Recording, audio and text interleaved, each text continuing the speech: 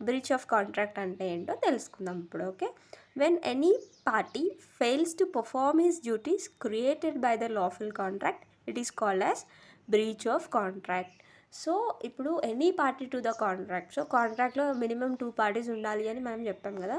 So ఆ 2 పార్టీస్లో ఎవరైనా ఒకరు ఒప్పుకున్న పనిని చేయనప్పుడు దాన్ని మనము బ్రీచ్ ఆఫ్ కాంట్రాక్ట్ అని చెప్తాం అనమాట. ఓకే, అతను చేస్తా అన్న పని చేయనప్పుడు దాన్ని మనము బ్రీచ్ ఆఫ్ కాంట్రాక్ట్ అంటాం. ఓకే, ఒకరు చేస్తా అన్న పని చేయనప్పుడు దాన్ని బ్రీచ్ ఆఫ్ కాంట్రాక్ట్ అంటాం. ఓకే, మరి రెమెడీస్ అని అంటే ఏంటి అని అంటే, లైక్ ఇప్పుడు 2 పర్సన్స్ ఉన్నారు అనుకుందాం. ఓకే, ఒక పర్సన్ చేస్తా అన్న పని చేయలేదు, అందువల్ల వేరే పార్టీకి ఏదైనా లాస్ రావచ్చు, అతను ఇంకా అట్లనే వెయిట్ చేసుకుంటూ ఉండలేడు కదా.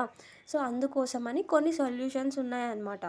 ఎవరికైతే బ్రీచ్ చేయబడినో వాళ్ళకి కొన్ని సొల్యూషన్స్ అనేవి ఉన్నాయి. వాటినే మనము remedies for breach of contract అని చెప్తామన్నమాట.